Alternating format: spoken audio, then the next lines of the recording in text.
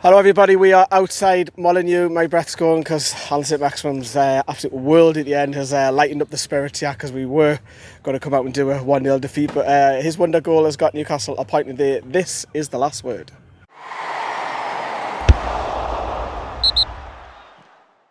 Yes, hello everyone, we are proudly sponsored by One Football, who are powering us, literally powering us, because we're on sore legs today. Sam's puffing his cheeks. Have a look at the app, tells you everything about the game today, statistics, possession, transfer rumours. The window is running down. To have a look there, proudly sponsors. We're delighted to have One Football. I've got Carl on my left, Sam on my right. Carl will sum up the game in a second, but the lineups then, the big one was no Bruno. Well, there's two. There's no Isaac as well. We were around there, the fan zone, earlier on, and it was just sucker punch, and it was a bit of a blow. Yeah, it was. I think today proves as well that he's a massive miss when he's not in the side, and I think we all knew that going into the game. I think we probably all knew what type of game we were going to be playing without Bruno there. It was tumultuous, I think is the word I'll use today. But yeah, without Bruno, it's a completely different style of football that we play. Definitely. I'm gonna have to Google that word because I've got no idea what that means. Probably not. It's probably I've probably made the wrong this one. You're making up words to me. Yeah. I was going to use tempestuous, but we were. All right, stop with the big words. How I'm a Geordie and I used to one from here. Well, we are. Well, you are. You know what I meant. So that was the big blow. I was saying to you both, I'll take a 1-1 because it's always 1-1, except from last year. Going into the game there, Sam, how did you think we started? Because we had a couple of chances the first 10, 12 minutes. You'll have to come a bit closer, anyway. Yeah, we started okay. We traded early blows with them, didn't we? And had a few corners, but the quality was lacking in the final third. It's a big loss to have Callum Wilson missing. It's a big loss to have Bruno missing. Obviously, Ishak hopefully can be registered in time for Wednesday at Anfield. But we were missing that little spark in the final third. It was always going to take something special for us to break the deadlock. But it wasn't for want of trying. We saw plenty of the ball for an away side. I haven't seen the stats, so I could be wrong, but it felt like we were okay possession-wise. We had quite a lot of possession for an away side coming here. So we were doing okay, but the battle was in midfield, and it was a battle we were losing. Yeah, it's a tough midfield. We know that. They've got quality with Martinho and Neves as well. But speaking of Neves, we'll go straight to it. It's a great goal, isn't it, by their point of view? It's a great hit. Yeah, it is. He's certainly a player that you don't want to be given that type of space to be able to get a shot off from that position, because I think as soon as it left his boot, we all kind of knew where that was going. Can you blame anyone, or is it just a great hit? To be honest, I think that would probably be the only time where I thought we probably could have pressed a little bit quicker, because I was going to say, I thought defensively, I thought we were really, really good today, to be honest. I thought we were. So I think that was probably, I'd be harsh to try and blame someone. I thought it was an excellent hit, but, you know. Once it gets past Willock, who was quite close to it, it's gone through his legs, but once it's gone past him, it was only ever going to end up in one place. So Newcastle are 1-0 down. The fans are very flat. It's probably I don't know what it was like, because I know you were in, am I allowed to say that? Yeah. Yeah, you were in the home end. How did you see the away fan? Because I thought it was really flat until probably the 80th minute. I was really surprised at how quiet it sounded, to be honest. And I just want to say I'm guilty of that as well. It was, because I had to sit in the home end, unfortunately, but I had a very good view of the whole of the game, and I wouldn't say the Newcastle fans, weren't putting what they usually do into the game. It was just, I think Wolves fans seemed really up for it today. It seemed hostile at times, I'd say, to be fair, especially from where I was sat, and this was supposed to be a family stand, but it did seem flat until the last 10-15 minutes. I'd definitely agree with that. But then I think that was due to Eddie Howe's changes. There were things where we talked about a plan B that we didn't have last season. That worked today, definitely. Yeah, we'll talk about that in a second. So we're half time, we're 1-0 doing. We were just a bit deflated, to be honest with you, because look, there's never loads of goals in this fixture, but something was lacking, wasn't there, from Newcastle in the final third? Yeah, there was no spark. Chris Wood was up there and trying to hold the ball up. Miggy, effort in abundance, but that final quality is just still not there. Maxi is an absolute whirlwind of a player and can win or save a game, as we see. as we saw today. Just incredible player, but it doesn't always come off for him. The midfield couldn't really get the ball to him. Joe Linton was in a good battle, which he didn't always win. Sometimes he did.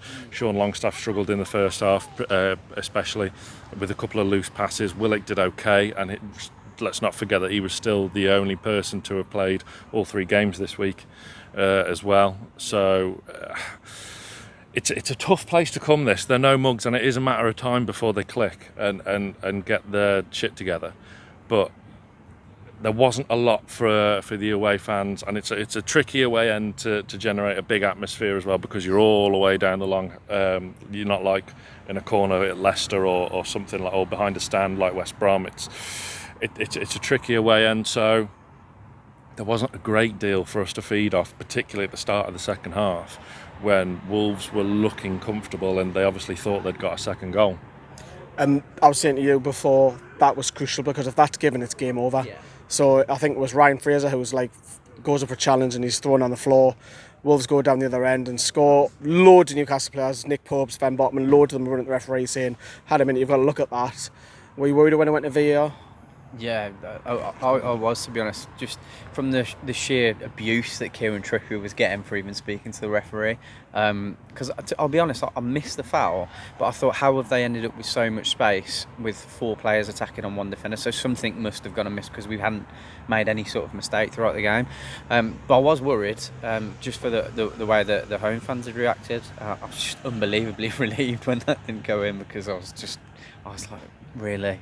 Because I didn't feel that I don't think we deserved to be 2-0 down. I thought it was a very even game, and to be fair, once all the emotion had gone, a lot of the Wolves fans, kind of agreed and said it was an even game, that we arguably played better than them as well in spells. And I agree with Sam. The issue was that we just didn't have enough spark up front. I felt like Chris Wood doesn't drop it as deep as much as Callum Wilson, so it kind of felt like the wingers were too deep and didn't give themselves enough time to catch up with him, if that makes sense. So just wasn't anything there, which was frustrating. But yes, it was a very scary time when that went to VAR.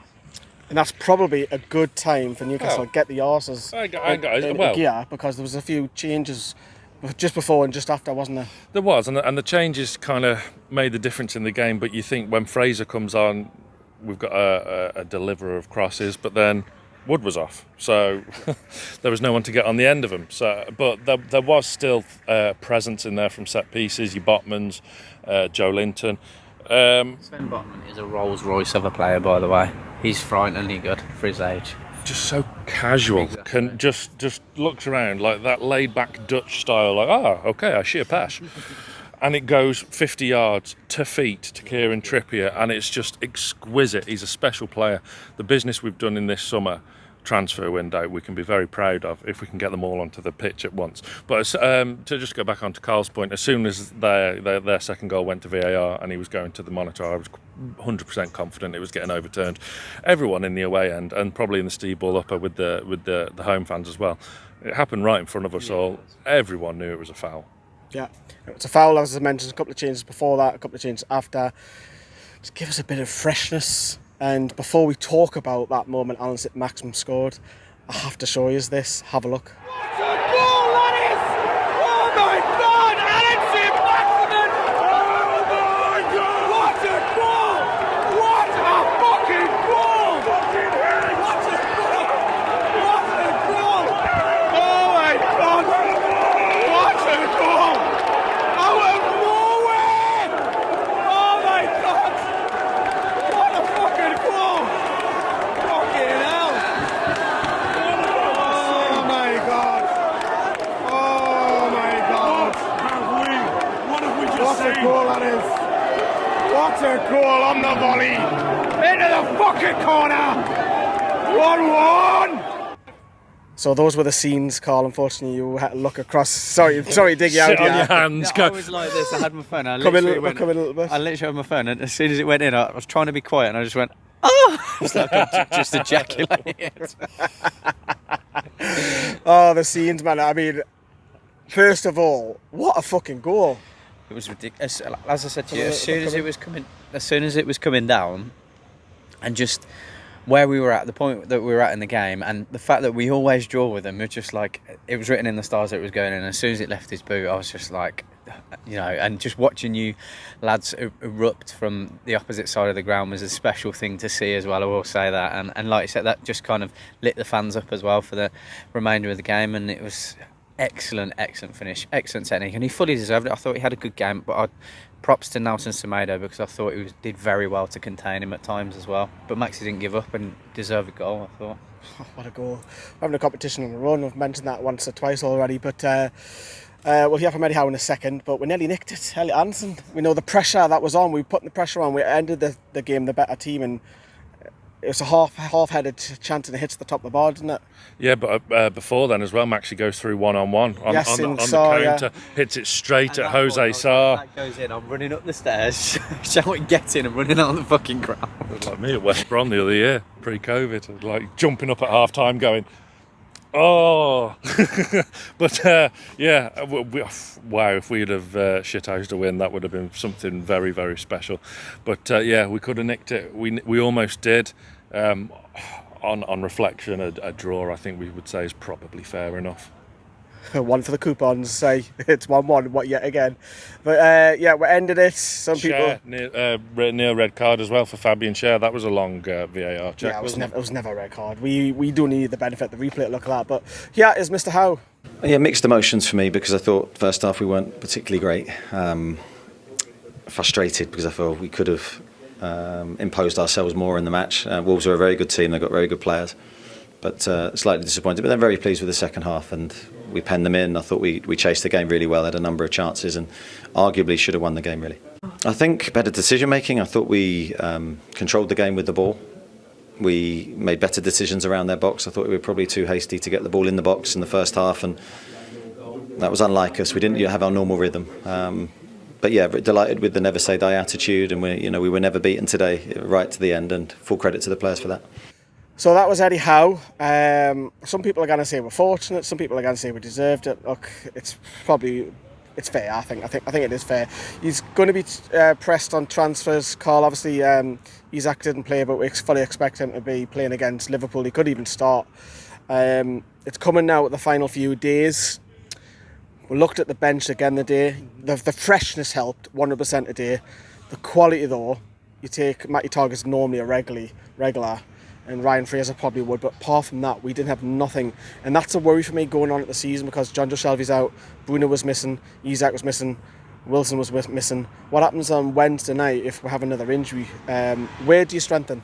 Definitely central midfield for me, and probably out on the right hand side as well. I think. Yeah, I thought Sean Longstaff, I said to Sam, I said, I think he's past it, he's not going to have a very good game. I didn't think he had his best game, but he certainly didn't have his worst. At times, I actually thought he created space really well. It was just, I think his end product wasn't as good as it could have been at times. But Sam's got a butt in here. No, that's because he does stick up for Sean quite a lot. No, that's what, no. You do? Yeah, I 100% do. But he was in the Shelby role today, wasn't he, in front of the back four, which Bruno had been trying to do. Look, he ain't that good compared to Bruno, is he? It was always going to be tough. For someone to come in and fill Bruno's shoes, you've got to have your best day and some. And their midfield is very strong too. So I don't think it was his best performance by any stretch. I thought there was a few stray passes in the first half in particular, but look, he's battled. Same as Joe Linton, same as Joe Willock, and they can come out with a bit of credit today. Yeah. Any names? I thought I'd echo what Sam said. I thought across any names in terms of midfield, yeah. Obviously Paquette is virtually done deal to Conor Gallagher. Yeah, suspended. Honestly, we'll still take him. We can be suspended for Liverpool. We'll take him afterwards. I don't know what to believe anymore regards what money we've got available. But if there's anything available, I'll be going to get James Maddison personally. I'll be breaking the bank to get him. I wouldn't be surprised that maybe there's a loan. Maybe we are just trying to protect financial fair play. But that is it. Yeah, at Molineux we've got the match reaction, which was out earlier. The vlog was out earlier, and this is the last word.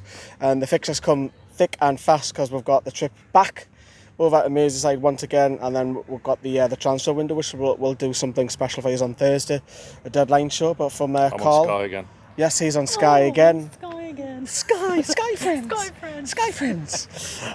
What a children. Honestly. See you later, everyone. Bye bye.